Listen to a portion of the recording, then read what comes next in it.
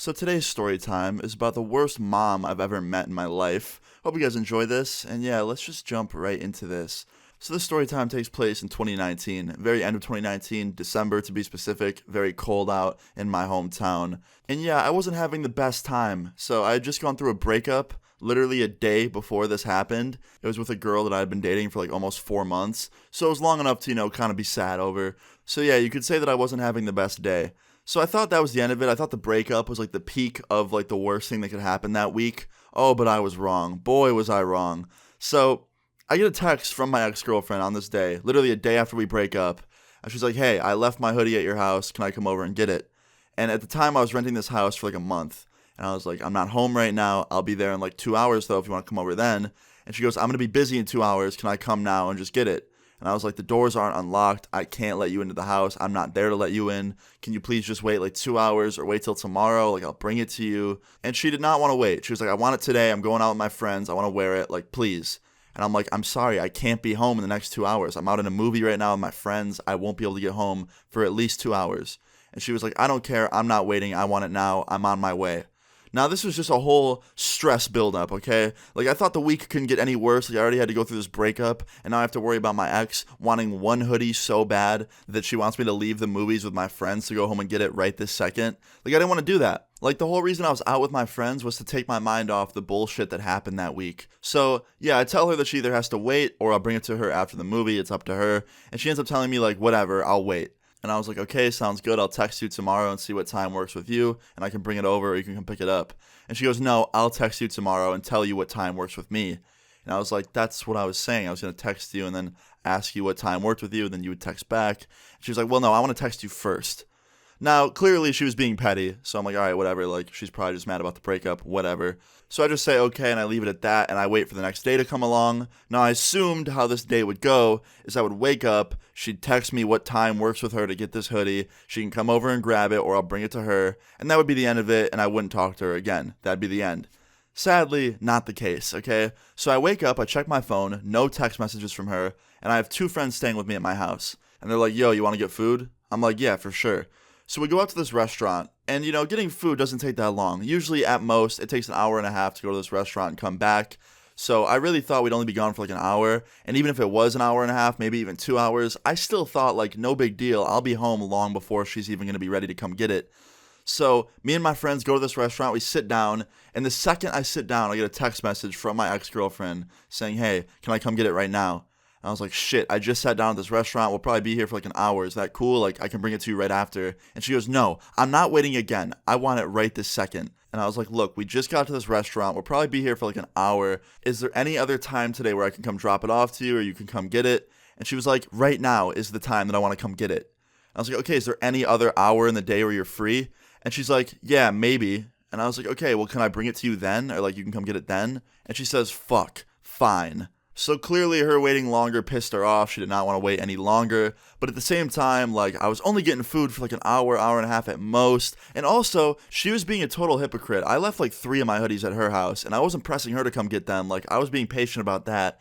So it was really weird that she was getting so angry over one hoodie. Personally, I think she just wanted an excuse to come over and argue with me. But, maybe not. Who knows? So fast forward like 45 minutes later, we end up getting done early. So we were leaving even earlier than I said we were. And I put my jacket on, and me and my friends venture out into the freezing cold to get into my friend's car, hop in, drive back home. That took about 20 minutes. So in total, it was about an hour, right?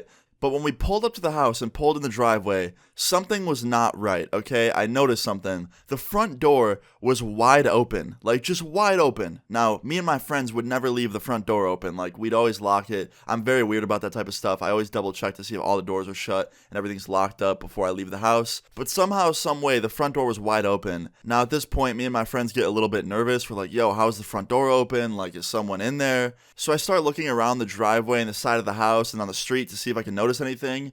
And I notice an SUV, a parked SUV. It's on the side of the road, like a couple houses down. And it looks really familiar. I was like, whoa, that looks like my girlfriend's mom's car. And I walk up to it, and I notice that the bumper sticker also matches the same bumper sticker that my girlfriend's mom had. So I run up to my friend's car, and I'm like, yo, I'm pretty sure my ex-girlfriend broke in the house. Like, her mom's car is 2 houses down. And they were like, what? And I'm like, yeah, that's her mom's SUV, like 2 houses down on the side of the street. It has the same bumper sticker and everything. And my friends are all like, nah, man, no way. So we get out of the car and we walk in the house, and my friends start yelling. They're like, hello? Is anyone in here? And I run up to my room, and I walk in, and I see two people in my room that are not supposed to be in my room or in my house while we're not home. It's my ex-girlfriend and her mom. And I'm like, yo, what are you guys doing in here? And my ex-girlfriend's mom goes, I believe you have something that belongs to my daughter. And I'm like, yeah, and I believe you're trespassing. You broke into my fucking house while I'm not home. And she goes, Austin, there's no need to swear at me. I'm just here to get what belongs to my daughter. And I'm like, yeah? Well, then you can wait, because this is my house. I don't care if there's something that belongs to her in my house. You don't break in while I'm not home. And she goes, we didn't break in. I'm like, dude, the door was locked. I looked at it when we walked inside, which leads me to believe you pried it open with a credit card or a knife or something like that. And they were just silent because they knew they got caught. They knew they were like completely lying. And I was like, look, here's what's going to happen. You're both going to leave, or I'm going to call the cops and get you both arrested for trespassing because you broke into my house. And her mom goes, you can't do that. And I'm like, really? I can't? Because I'm pretty sure like breaking into somebody's house is illegal. And I caught you two in my house after I left and left it locked. So you broke in. Therefore, I think you're breaking the law. And she was like, look, Austin, we just want my daughter's hoodie. And I go, get the fuck out, please. And she just looks at me with this angry ass look, and she goes, we'll leave as soon as you give us the hoodie back. And I go, here's an idea. Get out of my house. And they both just give me dirty looks and walk out of the room, walk downstairs, and walk out the front door towards her car. So while they're leaving, I immediately run into the laundry room and I grab her hoodie because I was a nice dude and I washed it for her before I was going to give it back to her. And I grab it and I run outside and I threw it at their car and it landed in a puddle. Now, I wasn't trying to throw it in a puddle. I was literally just trying to throw it onto the hood of the car so they could get out and grab it and bring it home with them. But it ended up sliding off into a puddle of, water and slush and snow. It was kind of an accident, but, karma works in weird ways. I think that's the least I could do after they broke into my house. Now, look, if you're ever faced with a situation where two people break into your home, just call the police. Don't go in there investigating and do what I did because it wasn't the smartest move. I should have just called the cops and let them deal with it, but I clearly wasn't being smart and I didn't do that. So yeah, guys, that's pretty much the end of the story time. Moral of this story is do not go and break into people's homes just because you left something there. Just text them and kindly ask them if you can come get it someday, and they'll probably let you do that. And yeah, that's pretty much the end of the story time. It's pretty crazy because this isn't the only time something like this has happened. I had another ex-girlfriend try and break into my house for something of hers alone. So yeah, I guess you could say I don't have the best luck with ex-girlfriends. But anyway, guys, yeah, I hope you enjoyed this story time. If you did enjoy it, please leave a like on the video. I'd really appreciate it. Feel free to leave your story times in the comments down below and subscribe if you're new. I'll see you all later. Peace. Butterfly in the doors, make them all go. 30K in my face, I still don't show. You talking down when you looking up and I'm like, what's up? You talking down when you looking up and I'm like, what's up? They leave me out for the dead and now they know they're fucked. All my texts are unread, that's how I know she's done. My life changed in a flash, all my friends gone.